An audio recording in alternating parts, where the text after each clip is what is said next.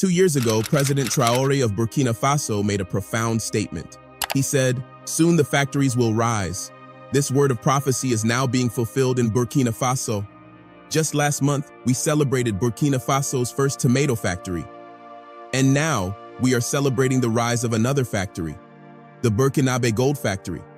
Now, not only has Traoré launched a gold factory, but the factory is now operational and has produced Burkina Faso's first locally made gold bars. What a remarkable achievement!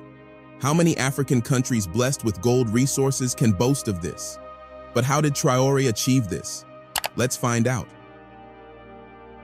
If you have been following Ibrahim Traoré from day one, you would notice that one thing he values above everything else is the sovereignty and complete independence of his country. And since he assumed power, he has taken several actions to place Burkina Faso on the path of complete independence. Aside from kicking out French troops and ending military cooperation with its former colonial master France, thereby granting military sovereignty to Burkina Faso, Captain Traoré has also strived to ensure that Burkina Faso has monetary and economic sovereignty. This is why on January 23, 2024, Captain Traoré, the president of Burkina Faso, inaugurated the first waste processing plant for mining residues. This marked a significant development in the management of mining byproducts and aimed to create a value chain that generates opportunities around its extractive industry. The inauguration of the facility in the Kosoto industrial zone, just east of the capital Ouagadougou, was attended by President Traoré. During the ceremony, Traoré proudly stated that the machines to process the mines were entirely constructed in Burkina Faso, emphasizing the nation's ingenuity. In his own words, "I can confirm without fear of contradiction that Burkina Faso is the second country in Africa to develop this technology." He commended what he called the Burkinabe Revolution behind this technological achievement during the inauguration of the mining waste processing facility. President Traoré also added that the opening of the factory was all part of his plan to have Burkina Faso manage its own resources. He then invited other African states to bring their own mining waste to Burkina Faso because we have the technology to process. According to Joachim Marie Emmanuel Tapsoba, Chief Executive Officer of Golden Hand, the company that operates the plant to extract metals from the residues, local experts were the ones who developed the plant to process residue from the country's gold mines.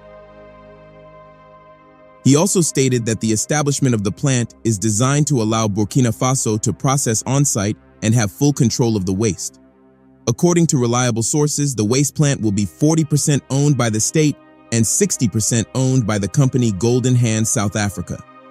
Facing the media and speaking regarding the waste plant, the Burkinabe Minister of Mines expressed his satisfaction, stating that, "Our country has clearly decided to assert itself and fully assume its sovereignty in all areas, with a particular emphasis on the mining sector. It has therefore become an urgent necessity to find endogenous ways and means to recover, as much as possible, the metals contained in mining residues." Before we proceed, here is a reminder to like this video, drop a comment, and subscribe to our channel so that you can get more videos like this. Now, 1 year after the inauguration of the plant, the Burkinabe waste plant, Golden Hand, has now produced the country's first gold bars. The gold bars were produced from processing mining residues known as fine coal, previously abandoned at the Essakane mine. Fine coal is the leftover material after the extraction of gold, which still contains a considerable amount of gold. The Burkinabe waste plant was able to process the fine coal to produce about 44 gold bars weighing 93.197 kilograms, which was handed to the Economy Ministry. The Burkinabe Prime Minister Emmanuel Ouedraogo accepted the bars on behalf of interim leader Ibrahim Traoré in Ouagadougou, the country's capital. Speaking at the event, the Burkinabe Prime Minister Ouedraogo stated that the outcome exemplifies the government's vision of fostering wealth creation through local mining expertise, ensuring what he termed endogenous and sustainable socio-economic development.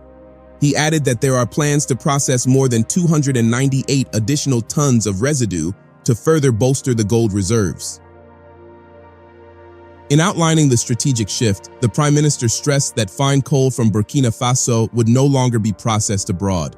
Joachim Marie Emmanuel Tapsoba, the General Director of Golden Hand SA, explained that the extraction of gold from these remnants uses environmentally friendly, cutting-edge technologies. He stressed that the delivery of this initial batch reflects the government's dedication to serving the people. What remarkable news! But what is the implication of the Burkina mining waste facility? Right now, each of the 44 gold bars carries the official seal of Burkina Faso, signifying a symbol of economic independence and national pride. The gold bars have been stored in a secured facility, and with more production of gold bars, Burkina Faso will have enough gold to back its economy. By holding gold reserves, Burkina Faso can hedge its economy against external monetary influence, especially from the CFA franc. Now, if you can recall, there have been talks by the AES countries about creating a new currency to displace the CFA franc, which is a colonial relic. Although not much has been said about the currency, we speculate that Burkina Faso is preparing itself for a transition to a new currency by accumulating gold bars. You see, under French influence, Burkina Faso and the other countries didn't even have their own central banks. France made it in such a way that they had to depend on the Central Bank of West Africa, which everyone knows is simply an extension of the Bank of France. And let's not forget that Burkina Faso and Francophone countries are required to keep half of their reserves in French banking institutions. However, as we stated earlier, President Traoré is determined to liberate his country and his people from the influence of France over its monetary system, and this is why he recently established Burkina Faso's very own Treasury Deposit Bank. This was why Traoré officially inaugurated Burkina Faso's Treasury Deposit Bank last year, at its headquarters within the public treasury in Koulouba. The establishment of this treasury bank is a bold move that signifies that the country is on a path to reclaiming its monetary sovereignty.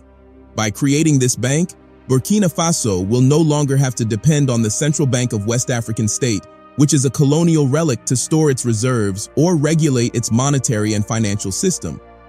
With this treasury deposit, Burkina Faso will no longer have to deposit 50% of its reserves in a French bank. The Treasury Bank is designed to provide accessible banking services to all citizens with a network extending through regional, provincial, and departmental treasuries to ensure that everyone, regardless of location, can access these services. But that's not all. The Treasury Deposit Bank will also cater to a wider range of clients, including public institutions, state companies, local authorities, international organizations, NGOs, and private businesses.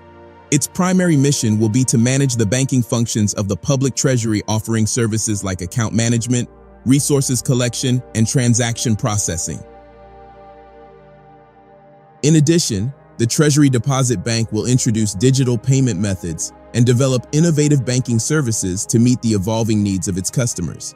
The fact is that the establishment of the Treasury Deposit Bank empowers Burkina Faso to conduct financial transactions independently, bypassing the need to go through the Central Bank of West African State, thereby eliminating any potential interference from France.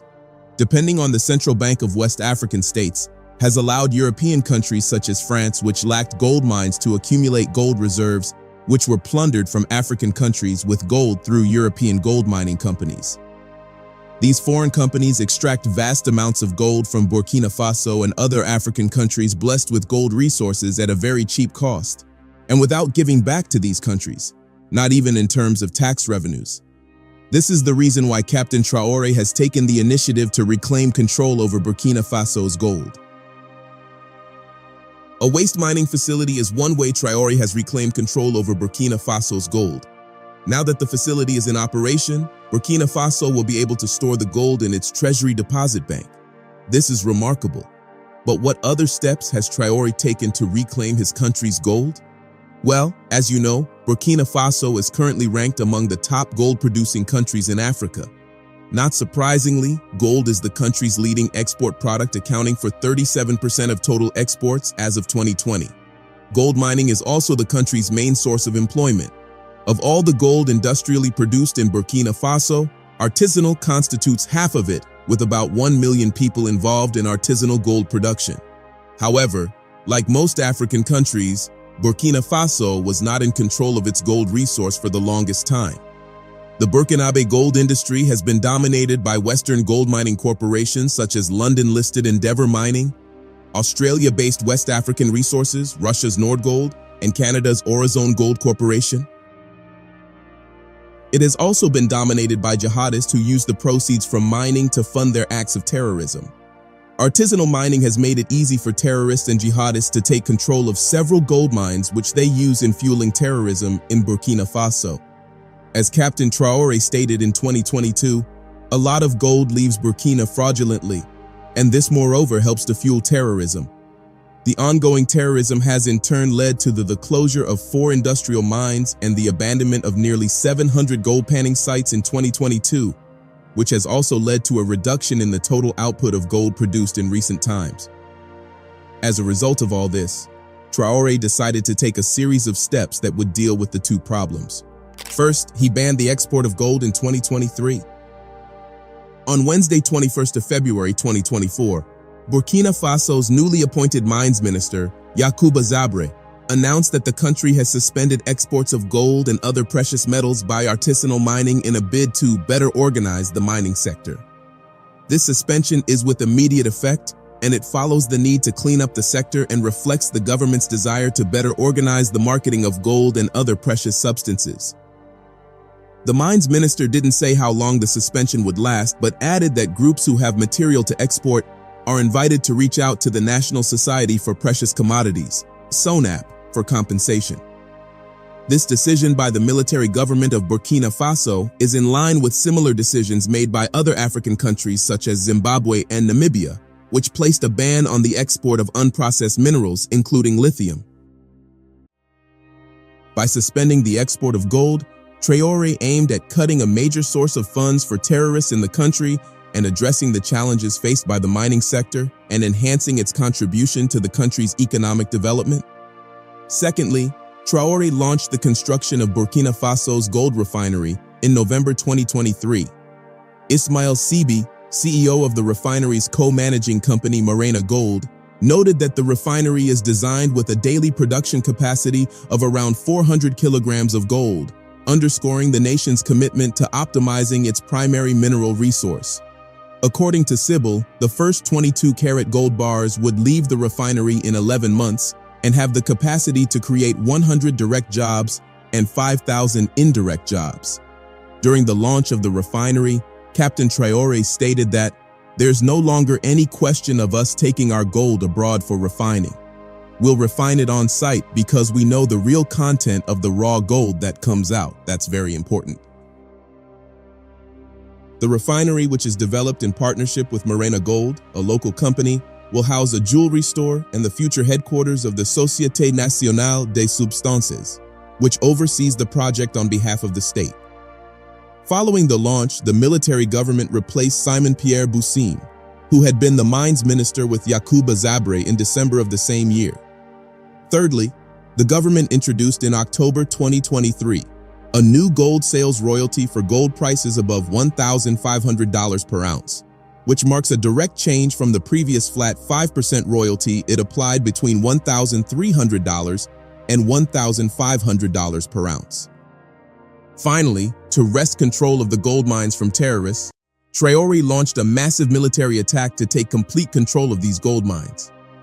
One such operation was carried out in the Djibo Greenstone Belt, located in northern Burkina Faso. This region is one of Burkina Faso's geological marvel of importance, characterized by its ancient rock formation and holds significant mineral resources, particularly gold. The presence of such mineral resources in the Djibo Greenstone Belt makes it a key area of interest for mining companies and investors, as well as a potential source of economic growth for Burkina Faso. Unfortunately, however, this region has been marred by persistent security challenges. Terrorist groups have exploited the gold resource in this region to fund their activities, creating a complex security environment. The illegal mining operation has not only deprived the state of valuable revenue, but has also contributed to environmental degradation and social unrest. The presence of terrorists has also led to frequent violent incidents, including attacks on mining sites, kidnapping of workers, and extortion of local businesses. This pervasive insecurity has created an environment of fear and instability, deterring legitimate mining companies from investing in the region. The security situation is further complicated by the region's rugged and remote terrain, which provides a natural cover for terrorist activities. So, what did Traoré do? Under the leadership of Captain Traoré, the Burkinabe military has launched a comprehensive military operation aimed at dismantling the terrorist network and restoring order. In recent times, the Djibo Greenstone Belt has been the focal point of intense military activity as the fight against terrorism hits new heights, both figuratively and literally. The Burkinabe military forces have turned part of the Sahel, including Safan, into a stronghold, making the operation particularly perilous. The air fleet, positioned strategically close to the combat zone, continuously scans the landscape, providing crucial support to ground troops. In one particular operation, Battalions 4, 5, and 6 of the Burkinabe forces secured the center of Commune 6, an area that has been under the control of terrorists since 2019, effectively making it a colony of armed groups. The reconquest of this region marks a significant milestone for Burkina Faso, because before the military took control, the area had been transformed into a haven for stolen heritage, where the local population faced the harsh choice between escape and compliance with terrorist demands.